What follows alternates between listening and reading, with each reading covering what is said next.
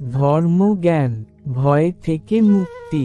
তোমার ভয়ের প্রতি সচেতন থাকা তোমাকে তোমার শিক্ষক হতে সাহায্য করে এবং অন্যথায় অর্থহীন কষ্টের উদ্দেশ্য প্রদান করে। ভয় ভিত্তিক সংস্কৃতিতে বাস করা অনিবার্যভাবে আপনার মনের অবস্থা এবং আপনার গৃহীত সিদ্ধান্তগুলিকে প্রভাবিত করে। একজন নাগরিক হিসেবে আপনি আরও বেশি অনুগত হয়ে উঠতে পারেন।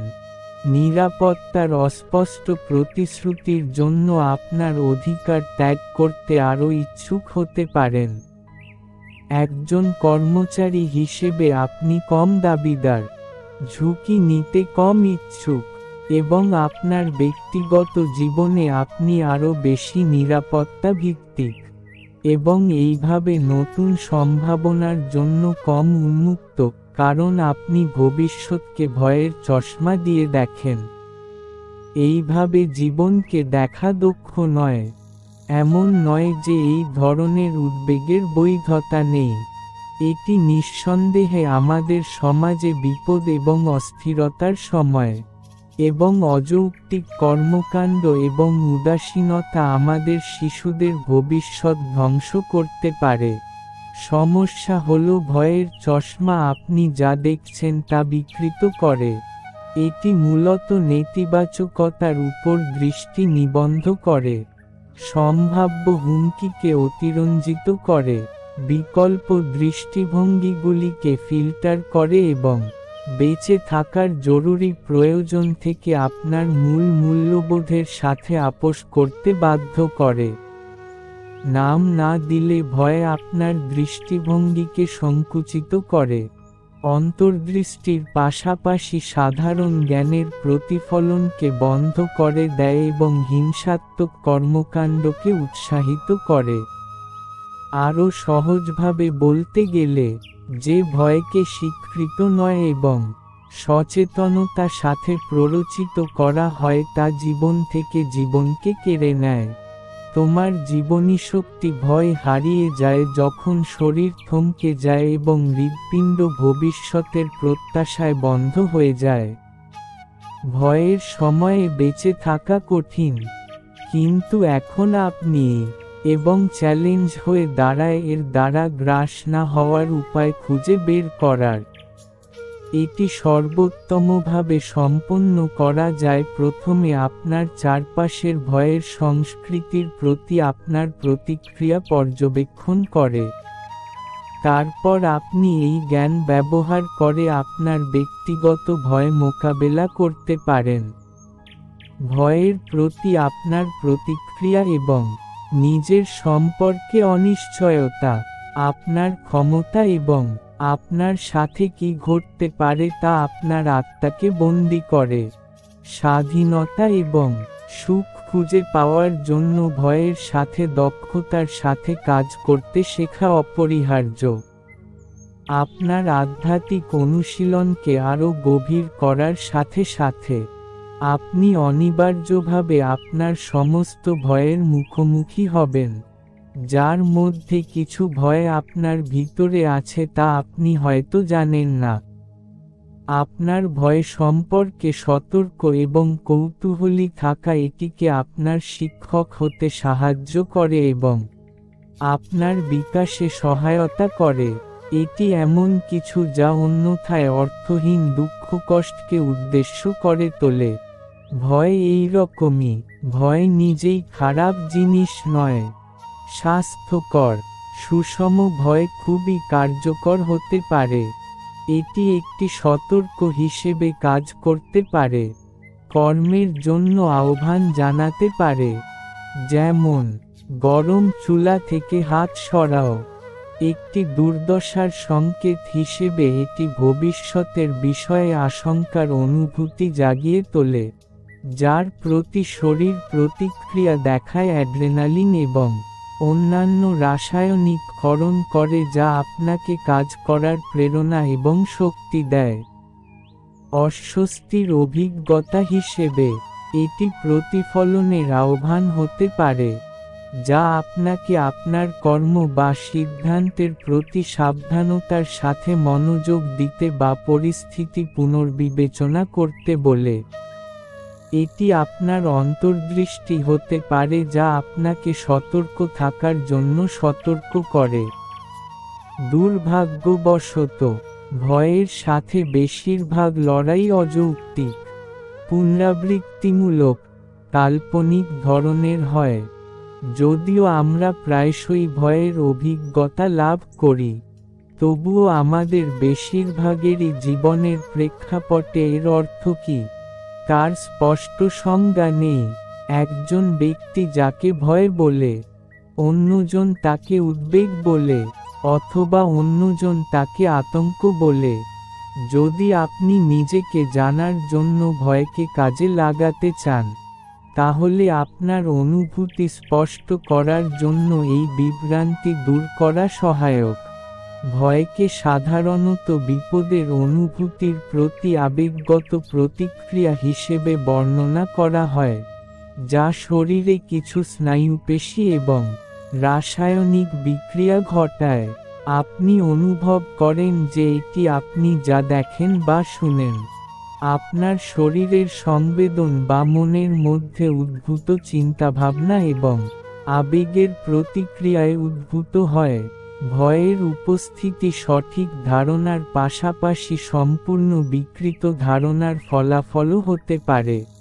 যাই হোক না কেন, ধারণার প্রতি আপনার বিশ্বাস এবং আপনার সুস্থতার জন্য এর প্রভাব সম্পর্কে আপনার ব্যাখ্যাই আপনার অভিজ্ঞতার মাত্রা নিয়ন্ত্রণ করে। অতএব, ভয় হলো একটি অভ্যন্তরীণ অভিজ্ঞতা, তাৎক্ষণিক মুহূর্ত বা ভবিষ্যতের কোনো ঘটনার প্রতি একটি ব্যক্তিগত প্রতিক্রিয়া। অতএব, আপনার ভয়কে বস্তুনিষ্ঠ সন্দেহের দৃষ্টিতে দেখা উচিত এবং এটিকে একটি পরম সত্য হিসাবে বিবেচনা করা উচিত নয়। এর জন্য আপনাকে ভয় থেকে একটি নির্দিষ্ট দূরত্ব বজায় রাখতে হবে। এটিকে আপনার জীবনের চূড়ান্ত সিদ্ধান্ত গ্রহণকারী হিসাবে নয়, এই নির্দিষ্ট মুহূর্তে প্রাধান্য পাওয়া একটি ঘটনা হিসাবে দেখতে হবে। ভয়কে প্রাসঙ্গিকভাবে বিবেচনা করে সচেতনভাবে কাজ শুরু করা যেতে পারে এমন দুটি উপায় রয়েছে। প্রথমটি হলো এটিকে কোনো কিছুর প্রতি ভীত প্রতিক্রিয়ার তিনটি প্রতিক্রিয়ার মধ্যে একটি হিসাবে বিবেচনা করা। এই বর্ণালীতে সবচেয়ে কম হলো আশঙ্কা বা উদ্বেগজনক উত্তেজনা, যা কখনো কখনো উদ্বেগ বলা হয়। তারপরে পূর্ণাঙ্গ ভয় দেখা দেয়, স্নায়ুতন্ত্রের দ্বারা আরও কঠোর প্রতিক্রিয়া।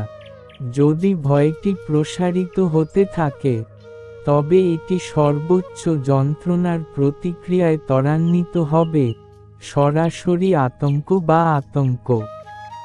তিনটি প্রতিক্রিয়ার প্রতিটিই ব্যক্তিগত, আপনার ভেতরে ঘটে, কিন্তু ধ্যানের মাধ্যমে শেখা মননশীলতার প্রতি আপনি যত বেশি প্রতিষ্ঠিত হবেন, ততই আশঙ্কা থেকে ভয় এবং তারপর আতঙ্কে পরিণত হওয়ার সম্ভাবনা কম থাকবে। ভয়ের সাথে নিজেকে পরিচয় করিয়ে দেওয়ার জন্য আমার শিক্ষক আজান সুমেধ নিজেকে একটি মানসিক নোট তৈরি করার পরামর্শ দেন। উদ্বেগ এই রকম, ভয় এই রকম। অন্তর্দৃষ্টি অর্জনের আরেকটি দক্ষ পদ্ধতি হল ভয় এবং জীবনের উদ্বেগের মধ্যে পার্থক্য করা। যখন কোনো নির্দিষ্ট জিনিসকে ভয় পাওয়ার মতো মনে হয়, অন্ধকারে কোনো শব্দ, কোনো মৌখিক হুমকি, কোনো প্রতিশ্রুতি সম্পর্কে অনিশ্চয়তা, কোনো মেডিকেল পরীক্ষার ফলাফল, কোনো ট্রাক আপনার লেনে ঢুকে পড়া, তখন আপনি সেই জিনিসটির সাথে সম্পর্কিত ভয় অনুভব করেন। অন্যদিকে, উদ্বেগ হল উদ্বেগের পরিবর্তে আপনি বৃদ্ধ হওয়া, আপনার সন্তানের আঘাত পাওয়া, অথবা আপনার বিবাহ স্থায়ী হওয়া নিয়ে উদ্বিগ্ন। এখানে আতঙ্কের কোনো নির্দিষ্ট কারণ নেই, বরং আপনি অস্তিত্বের দুর্বলতা এবং অস্থায়ী প্রকৃতির প্রতি সাড়া দিচ্ছেন। সত্য হলো তুমি কখনোই পুরোপুরি নিরাপদ থাকবে না। সব কিছুই ক্রমাগত পরিবর্তিত হয়, এমনকি সবচেয়ে মূল্যবান জিনিসও। তুমি জানো যে তুমি এবং তুমি যাদের ভালোবাসো তারা মারা যাবে, কিন্তু কখন বা কিভাবে নয়। এটাই জীবনের উদ্বেগ, সচেতন মানুষ হওয়ার মূল্য। এটি কোনো ত্রুটি নয়, যদিও অনেকেই এটিকে এভাবে দেখতে ছাড়তে পারে না। জীবন ঠিক এভাবেই তৈরি হয়। যখন এই দুর্বলতা সম্পর্কে তোমার সচেতনতা জাগ্রত হয়, তখন তুমি আতঙ্কে ডুবে যেতে পারো, বিষণ্ণতায় ডুবে যেতে পারো, অথবা নিজেকে বিভ্রান্ত করার জন্য মরিয়া চেষ্টা করতে পারো। আধ্যাত্মিক অনুশীলনের একটি মূল্য হলো যে তুমি সচেতনভাবে এই উদ্বেগের সাথে মানিয়ে নিতে সক্ষম হও। তোমার জীবন আরও সংহত হয়ে ওঠে কারণ তুমি আর সত্যকে অস্বীকার বা এড়িয়ে যাওয়ার চেষ্টা করছো না। স্বাভাবিকভাবেই প্রায়শই যা ঘটে তা হলো, আপনি মানুষের অবস্থার অন্তর্নিহিত এই সাধারণ উদ্বেগের সাথে আপনার সম্মুখীন হতে পারে এমন একটি নির্দিষ্ট ভয়ের দুর্দশাকে আরও জটিল করে তোলেন। যখন এটি ঘটে, তখন আপনার সমস্ত আশঙ্কার অস্থিরতা নির্দিষ্ট ভয়ের মধ্যে ঢেলে দেয় এবং আপনি আরও কষ্ট পান। উদাহরণস্বরূপ, আপনি কেবল একটি সাক্ষাৎ ভুলে যান, তবুও আপনি মানসিকভাবে আঘাতপ্রাপ্ত হন। নিশ্চিত হন যে আপনি আপনার মনোযোগ দেওয়ার ক্ষমতা হারাচ্ছেন, অথবা কেউ আপনাকে হতাশ করে এবং আপনি সম্পূর্ণ আত্মঘৃণায় ডুবে যান। এই ভয় যে অন্যের কাছে আপনার কোনো মূল্য নেই।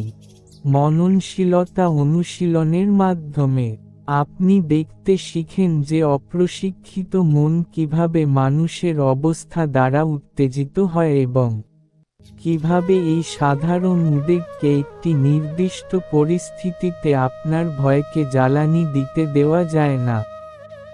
আপনি অনিশ্চয়তার অপ্রীতিকরতা এবং আপনার নিজের অপূর্ণতার স্বাভাবিকতার জন্য সহনশীলতা অর্জন করেন।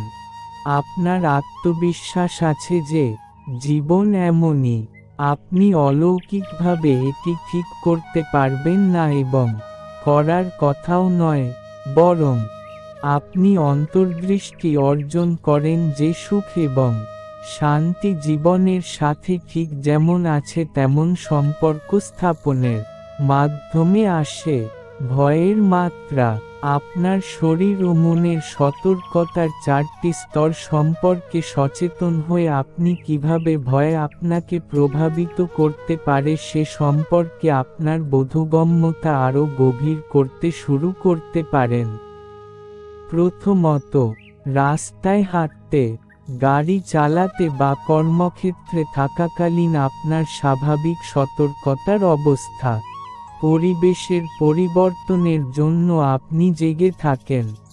যদি আপনি হঠাৎ কোনো সম্ভাব্য বিপদ অনুভব করেন, তাহলে শরীর মন দ্বিতীয় স্তরের সতর্কতায় চলে যায়। এটি স্বাভাবিক এবং স্বাস্থ্যকর, এবং বিপদ কেটে গেলে সতর্ক শেষ হয়ে যায়। পরবর্তী স্তরটি ঘটে যখন দীর্ঘস্থায়ী উদ্বেগ বা ভয়ের অনুভূতি থাকে। শরীরের মন হাইপারভিজিল্যান্সে চলে যায় এবং আঘাতটি কেটে না যাওয়া পর্যন্ত লড়াই করার, পালিয়ে যাওয়ার বা স্থির হয়ে যাওয়ার জন্য প্রস্তুত থাকে। হাইপারভিজিল্যান্স একটি টানেল ভীষণ প্রভাব তৈরি করে যেখানে আপনি প্রাথমিকভাবে ভয় বা উদ্বেগের লেন্সের মাধ্যমে জীবন অনুভব করেন। যদি আপনার জীবন এতটাই চ্যালেঞ্জের মধ্যে পড়ে যে আপনি বারবার এই অবস্থায় পড়ে যান তবে এটি একটি প্যাটার্নে পরিণত হতে পারে। প্রাপ্তবয়স্কদের হাইপারভিজিল্যান্সের মূল শৈশবের মানসিক আঘাতের মধ্যে থাকতে পারে, অথবা প্রতিকূল পরিস্থিতিতে কাজ করার ফলে বা মানসিক বা শারীরিকভাবে নির্যাতনকারী সঙ্গীর সাথে সম্পর্কে থাকার ফলে হতে পারে।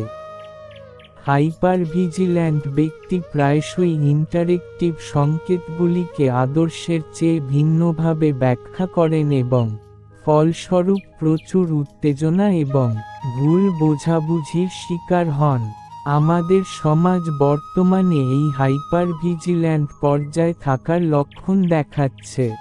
ভয়ের প্রতি শরীর মনের প্রতিক্রিয়ার চূড়ান্ত স্তর হল হিমায়িত আঘাতমূলক প্রতিচ্ছবি, যা তখন ঘটে যখন বিপদ ক্রমাগত থাকে অথবা আপনার স্নায়ুতন্ত্র বিপদ কেটে গেছে তা বোঝার ক্ষমতা হারিয়ে ফেলে। এটি তখন ঘটতে পারে যখন আপনি লড়াই করার বা পালানোর প্রচেষ্টায় বাধাপ্রাপ্ত হন এবং অসম্পূর্ণ গতির ধরনে আবদ্ধ হন। অথবা এটি তখনও দেখা দিতে পারে যখন আপনি কোনো আঘাতের জন্য প্রস্তুত হন বা সংকুচিত হন, যেমনটি প্রায়শই গাড়ি দুর্ঘটনায় ঘটে। এটি হুমকিস্বরূপ মানসিক পরিস্থিতির কারণেও হতে পারে, বিশেষ করে শৈশবে।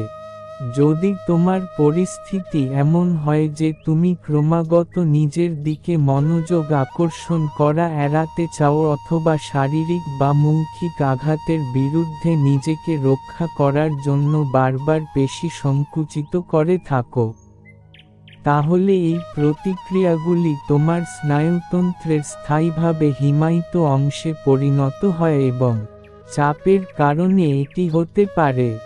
তুমি শরীরে অস্বস্তি বা অসাড়তার অনুভূতি, অথবা মানসিক বিচ্ছিন্নতার অনুভূতি বা শরীরে না থাকার অনুভূতি লক্ষ্য করে নিজের মধ্যে একটি হিমায়িত ভয়ের ধরন শনাক্ত করার চেষ্টা করতে পারো।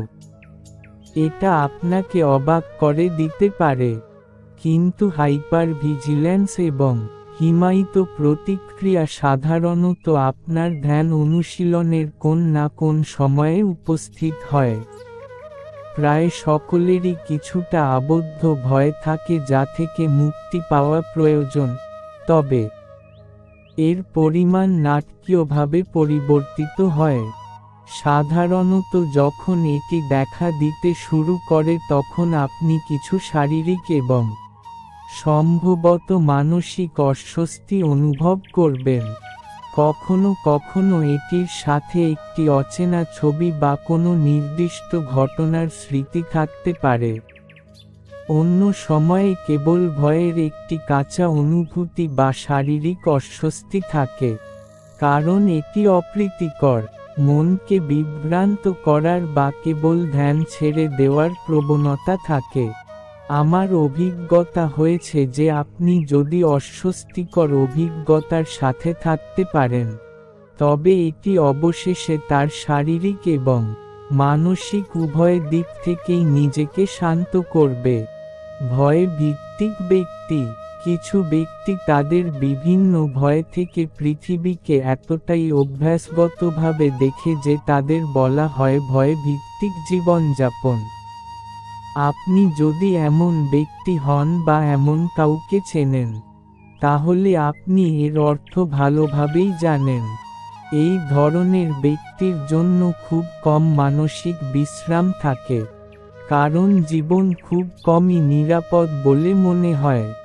এমনকি সাময়িকভাবেও আপনি ক্রমাগত আপনার বিচারবুদ্ধিকে অবিশ্বাস করেন বা অন্যদের অথবা উভয়ের নির্ভরযোগ্যতা নিয়ে প্রশ্ন তোলেন। আপনি ক্রমাগত নিজেকে এবং অন্যদেরও দ্বিধা করেন, সর্বদা আরও একটি মতামত বা আশ্বাসের সন্ধান করেন। আপনি ঘন ঘন আপনার মতামত পরিবর্তন করতে পারেন অথবা আরও তথ্যের জন্য সিদ্ধান্ত নেওয়া স্থগিত রাখতে পারেন। আপনি যদি কিছু কিনেন, এমনকি যদি তা ভালো দামেও হয়, তাহলে আপনার মনে হয়, আমি অনেক বেশি দাম দিয়েছি, আমি এটি সস্তায় পেতে পারতাম। অথবা এতে অবশ্যই কিছু ভুল আছে। যখন একজন ভয়ভিত্তিক ব্যক্তি তার উদ্বেগ দূর করার এবং তার ভয় সমাধানের জন্য আপনাকে টেনে আনার ক্ষমতা অর্জন করে তখন এটি বিভ্রান্তিকর হয়। আপনি ব্যক্তির আশঙ্কায় বোমাবর্ষণ অনুভব করেন এবং আপনি এমন উদ্বেগ বহন করেন যা কাটিয়ে ওঠা কঠিন কারণ এটি আপনার নয়। এটা ঘটছে তা মনে রাখলে তুমি সেই ভয় থেকে আলাদা হতে পারবে যা তোমার নয় এবং একটি প্রতিরক্ষামূলক সীমানা গড়ে তুলতে পারবে। কিছু লোক যারা ভয় থেকে জীবনযাপন করে তাদের এই দক্ষতার অভাব থাকে এবং তাই তারা নিজেদেরকে বাইরের মানুষ বলে মনে করে। অন্যরা তাদের দ্বারা প্রচারিত ক্রমাগত সতর্ক এড়াতে তাদের এড়িয়ে চলে। ভয় থেকে এই বিচ্ছিন্নতার প্রতি দক্ষ প্রতিক্রিয়া, তা সে নিজের মধ্যে হোক বা অন্যের মধ্যে হোক, করুণা।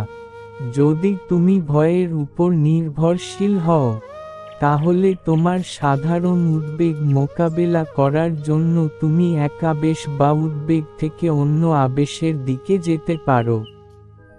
যখন তুমি ধ্যানের রিট্রিটে যাও, তখন তুমি দেখতে পাবে যে মন উত্তেজিত হয়ে উঠছে এবং আসলে কোন সমস্যাকে আঁকড়ে ধরার জন্য খুঁজছে, এবং তুমি দেখতে পাবে যে মন যা ফোকাস করতে পছন্দ করে তা অগ্রাধিকার হিসাবে নির্ভরযোগ্য নয়। রিট্রিটে আমার দেখা একজন যোগী যখনই তার মন ভয়ে আচ্ছন্ন হয়ে পড়ে তখনই আমার পুরানো বন্ধু ভয় বলতে শিখেছিলেন। এর ফলে সে আর এটিকে বিশ্বাসযোগ্যতা দিতে পারেনি এবং পৃথিবী তার জন্য আরও নিরাপদ, আরও উপভোগ্য জায়গা হয়ে ওঠে। কিন্তু নিজেকে ভয়ঙ্কর ব্যক্তি হিসেবে চিহ্নিত করার বিষয়ে সাবধান থাকুন। তুমি প্রায়শই জীবনকে ভয়ের লেন্স দিয়ে দেখতে পারো, কিন্তু এটি কেবল একটি মানসিক অবস্থা যা তোমার উপলব্ধিকে রঙিন করছে, তুমি সেই ভয় নও। এটি একটি গুরুত্বপূর্ণ ধারণা। যদি আপনি একটি ঠান্ডা হ্রদে ঝাঁপ দেন এবং আপনার শরীর ঠান্ডা হয়ে যায়, তাহলে আপনি হঠাৎ নিজেকে ঠান্ডা হ্রদ বলে মনে করবেন না। আপনি কেবল পরিবেশের প্রতিক্রিয়া হিসাবে ঠান্ডা। ভয় এরকমই, আপনার স্নায়ুতন্ত্র ভয়ের অনুভূতিতে প্লাবিত হতে পারে, কিন্তু এটি এখনও কেবল একটি প্রতিক্রিয়া। ভয়ের উপর ধ্যান করা। বেশিরভাগ মানুষ যারা ভয়ের প্রতি মনোযোগী হওয়ার অনুশীলন শুরু করেন তারা প্রথমবারের মতো বুঝতে পারেন যে তাদের আচরণ কতটা ভয় দ্বারা অনুপ্রাণিত। যদি আপনার সাথে এটি ঘটে, তাহলে আপনি নিরুৎসাহিত হতে শুরু করতে পারেন অথবা সম্ভবত আত্মরক্ষামূলক বোধ করতে পারেন, অথবা দৃঢ়ভাবে দাবি করতে পারেন যে আপনার ভয় ন্যায্য এবং এমনকি প্রয়োজনীয়। আপনি ভয় অভ্যস্ত এবং আপনি জানেন কিভাবে এটির সাথে কাজ করতে হয়, তাই এই প্রতিক্রিয়াগুলি স্বাভাবিক। এটা যেন আপনি ভয় ছাড়াই থাকতে ভয় পান। অবশ্যই, আপনি ঠিক হতে পারেন। আমি কেবল বলতে পারি যে এটি আমার পরিচিত যোগীদের জন্য সেভাবে কাজ করেনি। ব্যতিক্রম ছাড়া, ভয়ের উপর তাদের নির্ভরতা হ্রাস পাওয়ার সাথে সাথে তাদের সুস্থতার অনুভূতি বৃদ্ধি পেয়েছে। তোমার ছোট, সহজলভ্য কিছু ভয়ের সাথে সচেতনভাবে কাজ করে তারপর কি ঘটে তা দেখে তুমি বুঝতে পারবে যে তোমার জন্য কি সত্য। ধৈর্য ধরো। এটা নিজেকে মনে করিয়ে দিতে সাহায্য করে যে ভয় কোন কলঙ্ক নয়। এমনকি বুদ্ধকেও ভয়ের সাথে কাজ করতে হয়েছিল, যা তিনি মজ্জিন নিকায়ের ভয় এবং ভয়ের উপর সূত্ত তে বর্ণনা করেছেন। যদিও মনে হতে পারে যে ভয় তোমার সিদ্ধান্তের উপর আধিপত্য বিস্তার করছে। আপনি যদি আরও ঘনিষ্ঠভাবে দেখেন, তাহলে আপনি দেখতে পাবেন যে একটি উদ্যমী প্রতিক্রিয়া রয়েছে যা আরও শক্তিশালী। এবং তা হল প্রেম, ভালোবাসা তার সকল রূপে, প্রশংসা, উদারতা, যত্ন, সহনশীলতা, ধৈর্য, সৃজনশীলতা এবং সেবা। ভয় সম্পর্কে মূল আধ্যাত্মিক শিক্ষা হল যে যখনই তুমি বিচ্ছিন্নতার অনুভূতি অনুভব করো, অন্যদের কাছ থেকে হোক বা পরিবেশ থেকে হোক, এটি অনিবার্যভাবে উদ্ভূত হয়। ভয় মনকে আচ্ছন্ন করে, তোমার নিজের মধ্যে যা ঘৃণ্য মনে হয় তা অন্যদের উপর তুলে ধরতে বাধ্য করে, প্যারানোয়া তৈরি করে এবং আত্মন্যায্যতা, স্বার্থপর আচরণকে ইন্ধন দেয়। যখন আপনি আধ্যাত্মিকভাবে বেড়ে উঠতে শুরু করেন এবং বুঝতে শুরু করেন যে সমগ্র জীবন কতটা পরস্পর নির্ভরশীল, তখন আপনার বিচ্ছিন্নতার অনুভূতি হ্রাস পেতে থাকে এবং ভয় তখন তার নিয়ন্ত্রণ হারাতে শুরু করে। এই কারণেই কখনো কখনো বলা হয় যে যে ব্যক্তি ধর্মকে সম্পূর্ণরূপে উপলব্ধি করেছে সে সম্পূর্ণরূপে ভয়হীন। দুর্ভাগ্যবশত, আমাদের বাকিদের জন্য অনুশীলনের সর্বদা প্রয়োজন রয়ে গেছে। প্রেমময় দয়া অনুশীলন হল ভয়ের সর্বোত্তম প্রতিষেধক।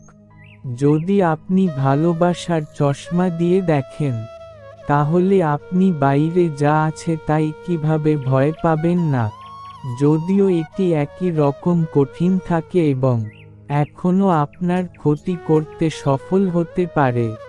ভালোবাসার চশমা দিয়ে জীবনের হুমকির দিকগুলি অনুভব করার মাধ্যমে ভয় এবং নিজের সাথে আপনার সম্পর্ক পরিবর্তিত হয়।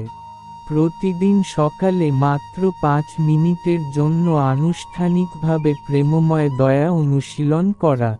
তারপরে আপনার দৈনন্দিন রুটিন চলাকালীন প্রেমময় দয়া বাক্যাংশগুলি বলা আপনার জীবনে একটি পরিবর্তন আনতে শুরু করতে পারে। ভয়ের সাথে কাজ করার জন্য আমি বিশেষভাবে নিম্নলিখিত প্রেমময় দয়া ধ্যান করার পরামর্শ দিচ্ছি, আমি যেন আমার জীবনে ভয় থেকে মুক্তি পেতে পারি। আমি যেন অন্যদেরও তাদের জীবনে ভয় থেকে মুক্তি পেতে সাহায্য করি। এবং আমি যেন আমাদের সংস্কৃতিতে ভয়ের মুখোমুখি হই খোলা হৃদয়ের সাহসের সাথে, যা সিদ্ধান্তমূলকভাবে কাজ করে কিন্তু কখনো বিভেদ সৃষ্টি করে না। আজ থেকেই তুমি ভয়ের প্রতি মনোযোগী হওয়ার অনুশীলন শুরু করতে পারো। যখন তোমার মন পৃথিবী কতটা খারাপ বা তোমার নিজের জীবনের কোনো কিছু নিয়ে চিন্তার ঝড়ে আটকে থাকে, তখন তোমার শরীরে কি ঘটছে তা লক্ষ্য করার জন্য কিছুক্ষণ সময় নাও। তারপর লক্ষ্য করো তোমার মন ছবি এবং শব্দের সাথে কিভাবে যোগাযোগ করছে। ব্যক্তিগতভাবে কিছু না নিয়ে কৌতূহলী এবং গ্রহণযোগ্য হতে ভুলো না। ভয় যে যন্ত্রণার সৃষ্টি করছে তার জন্য তোমার হৃদয়কে উন্মুক্ত করে দাও। গল্পটি প্রায়শই একজন সন্ন্যাসীর কথা বলা হয় যিনি একটি গুহায় নির্জনে থাকতেন যেখানে তিনি তার ধ্যান অনুশীলনের অংশ হিসেবে দেয়ালে সুন্দর দেয়ালচিত্র আঁকতেন। তার দৃঢ়ভাবে বিকশিত একাগ্রতা এবং অর্জিত দক্ষতার সাথে তিনি একটি হিংস্র বাঘের ছবি আঁকতেন যা যেকোনো জীবিত বাঘের মতোই বাস্তব বলে মনে হতো। এটি এতটাই বাস্তব বলে মনে হয়েছিল যে এটি তাকে মৃত্যুর দিকে ঠেলে দিত। আপনার মনে যা কিছু জাগে তা হল গুহার দেয়ালে সন্ন্যাসীর তুলির আঘাতের মতো, তাদের কেউই নয়। এমনকি যেগুলি সবচেয়ে শক্ত বলে মনে হয় সেগুলিও নয়, স্থায়ী, অপরিবর্তনীয় পদার্থ দিয়ে গঠিত। যখন ভয় আটকে যায়, তখন বুঝতে হবে যে তুমি এমন একটি ধারণার সাথে আঁকড়ে আছো যা কেবল তোমার মনের দেয়ালে আঁকা। বিপদ নয়, এই আঁকড়ে থাকাটাই তোমার সবচেয়ে বড় কষ্টের কারণ। তা যতই সত্যিকার অর্থে হুমকিস্বরূপ হোক না কেন। সঠিক প্রতিক্রিয়া হলো ৩ গুণ: ভয়ের প্রতি অবিরাম মনোযোগ। এর ফলে সৃষ্ট যন্ত্রণার প্রতি গভীর সমবেদনা এবং সমতা বিকাশ যা তোমাকে এর সাথে থাকতে সাহায্য করে। তুমি দেখতে পাবে যে ধর্ম বাকিটা করবে। মোহনা রয় অ্যান্ড অমিত রয়।